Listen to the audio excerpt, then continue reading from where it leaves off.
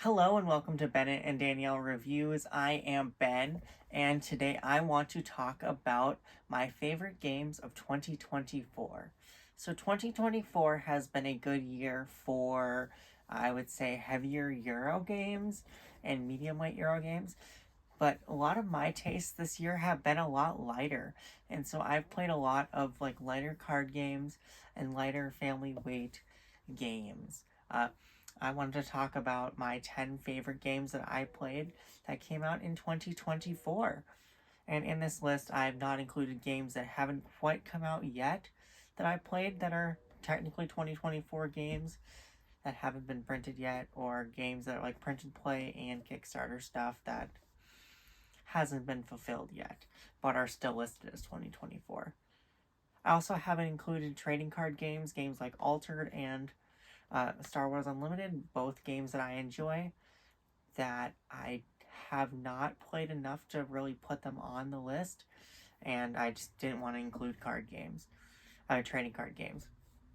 I also did not include any like expansions or expandalone stuff, so stuff like the unmatched things like Slings and Arrows and Sun's Origin are ones I've enjoyed, but I wanted to talk about newer games.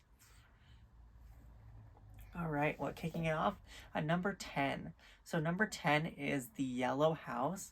The Yellow House is I would call it a trick-taking game, but with also card shedding mechanics. So you're doing tricks to shed your hand, but cards don't have numbers on them. They just have suits for the different colors for fame and fortune and the likes.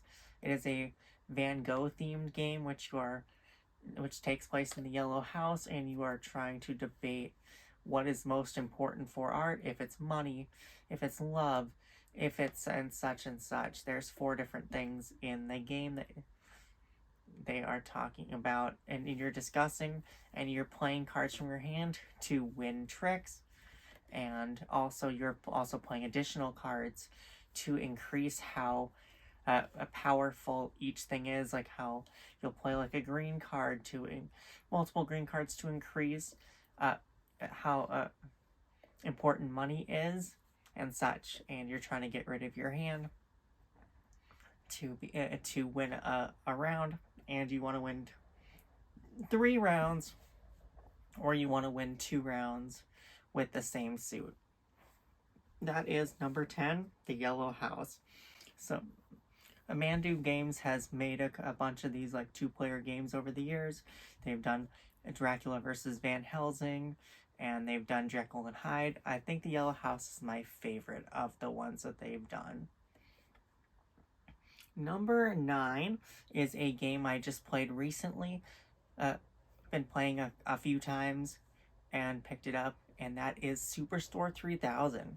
So Superstore 3000 is a sort of tile game where you are buying tiles from a display, and once you buy tiles are going to move down and become cheaper for the next person to buy them and for you to buy them in the future, and they just go down and then they replenish, and you are building up a futuristic mall, and it's got like this cutesy like comical sort of Jetsons sort of vibe to it, which you are building up your futuristic mall display, and you are just trying to make your mall goers happy.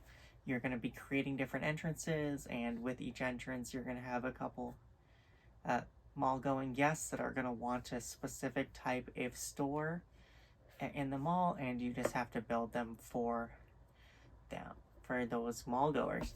It's a cool little game, and it's got a cool like a sort of economy system where you are able to take a tile, or you're able to sell tiles from the display for money based on how many of that type are in a particular column. It's a cute little tile game where you're building up a mall display, and you got different goals that you're trying to achieve throughout the game. Number 8 is going to be a River Valley Glassworks by Allplay. It is a game in which you have a river which has different segments on it, and there's different color and shaped glass pieces, and you're building up a glass display to build up the best collection of glass. The scoring in this game is a little wonky. It's probably the hardest thing is teaching how the scoring works, but you're trying to build rows and columns. So you want to have rows of different color glass, and then you want to have columns having this the same color glass. And where you place your there's different shapes, and you want to place them in different sections to get the glass pieces that are on in the sections next to it. And so you're just managing your different glass pieces you have in your reserve, and then you're using those ones from your reserve to place them in the river, to take glass from the river and put them into your glass display to score points. It's a cute little game by All Play. It's really easy to teach. The hardest thing is teaching how the game scored. I know a few of my gamers have had a hard time wrapping their brains around the scoring the first time around, but we got there, and it's a good game. Number 8, River Valley Glassworks. So my number 7 is a game where the theme doesn't really appeal to me very much. It's based on an old trading card game called Legends of the Five Rings. This game is called River of Gold. So River of Gold, you are going to be playing a clan from Legends of the Five Rings, and you are going to be having boats that are going to move along the river, and you're going to, on your turn, you're going to have a d6 that you're going to have rolled, and it's going to have a correspond to a number and a region along the river. And on your turn, you can do one of 3 things. You can buy a building with koku, which is the currency in the game. Buy a building in the region that you rolled. You can satisfy a customer with specific resources that you have accumulated in the region that you rolled, or you can move that number of spaces down the river and collect all of the resources on that. Also, there's going to be the buildings that you buy. You're going to control them, and you're going to have a bonus every time someone lands on your particular type of building. It's a cool game. It's got different resources you have to manage in it, but it also manages to stay pretty light and easy to teach. A River of Gold. So my number 6 is a really small card game. I actually have it right here in front of me. By Barnmade Games. This is their very first game, and that is Expressions. So Expressions is a limited communication card game, which everyone has a hand of cards. They're going to have colors and numbers. So there's numbered 1 through 10 in 5 different colors, and you are trying to give clues to your partners. It's a cooperative game, and they're trying to guess what everyone else has in their hands. So you got deduction in there. You're going to be on your turn, you're going to do one of 2 things. You're going to guess a card that's in your opponent's hand, in your partner's hands, or you're going to give a clue, and you can give one of 4 clues. You can say, this is my only of that color. You can say, I have more of this number. It's my highest of this number, my lowest of this color, or I have more of this number, and such. And you are just trying to have more correct guesses than wrong guesses. And every clue you give, you want to be careful what clues you give, because every clue you give works against you. It's a fun little card game. Also, it comes with this nice little tuck box here, which fits in a pocket very nicely. And it's really easy to teach and really easy to get into. This game has completely replaced Hanabi for me. So I don't think I ever play Hanabi again now that I own Expressions. Alright, my number 5 is a kind of a push your luck sort of a game where you're building up a pirate crew, and that is Captain Flip. So in Captain Flip, you have a bag that you're going to be reaching into, and it's going to be two-sided, and you can either place it on your board like that, or you can flip it over to the other side, and each tile is going to have a way of scoring special for that particular type, and you can either keep it on that side or you can flip it over to the other side. But if you flip it over to the other side, you have to keep it on that side that you flipped it to, and you're just trying to get the most amount of points by building out the best crew you can, and each one scores differently, where some of them want to be at the very top of each column, or one of them wants to be near other types, specific types of crew members, or some of them want to not have other types of crew members near them of certain types. Captain Flip, it's a fun little tile game, and there's different maps you can play of different ships.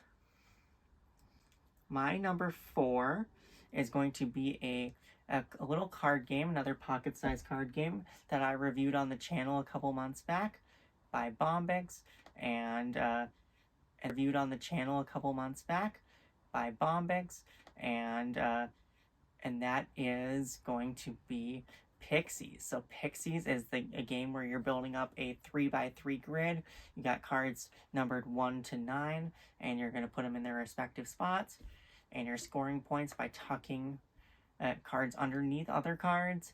You're trying to have the same the most Pixies of the same color touching each other, and you're trying to get ones that are going to score you positive points versus negative points. It's a cool little game that came out in France that finally made it to America towards the end of the year, and I was lucky enough to get to review it here on this channel.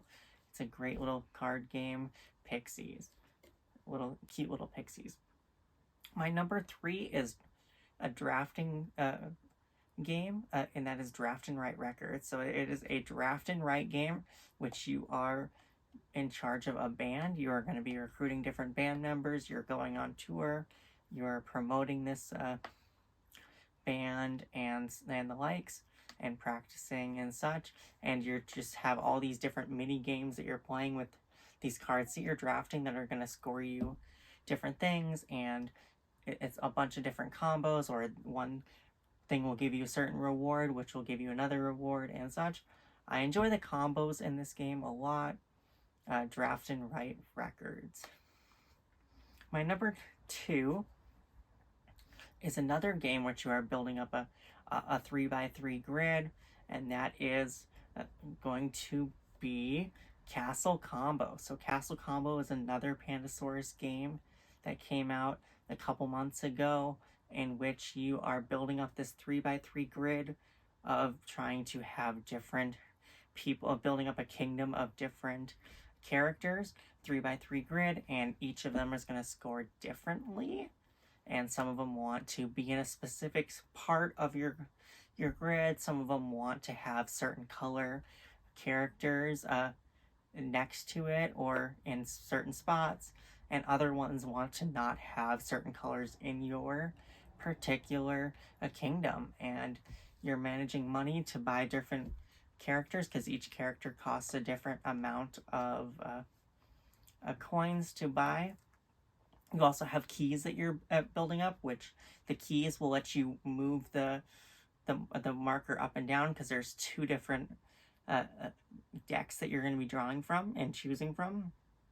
And you can also use those keys to wipe the board if there's nothing that you want. And it's a cool little game, Castle Combo. And my number 1 game is a re-implementation of another game of mine, my favorites, and that is Wormspan. So Wormspan is the spiritual successor to Wingspan, and I actually think in a lot of ways that Wormspan is better. So Wormspan, you're building up a board, and you're collecting eggs, and you're hatching dragons. And in this one, instead of the cubes that you have in Wingspan, you have coins that you're using to spend actions. And each action that you have costs a certain number of coins to do it. And I think that the coin mechanic in this game makes for some interesting decisions, especially late game. I feel like the decisions in this game late game are better than Wingspan, whereas with Wingspan, a lot of times I find myself going for getting as many eggs as possible late game just to score some points. In Wormspan, I don't do that. I often find myself trying to play more dragons, trying to get more coins so I can do more things, and just feel like my choices are a lot more interesting in that. So those are my top 10 favorite games from 2024. I hope, let me know if you've played any games that I've missed that you would recommend, and hope that this list, it will help you with your gaming decisions in the coming year. Happy gaming, everyone, and Happy New Year. Bye.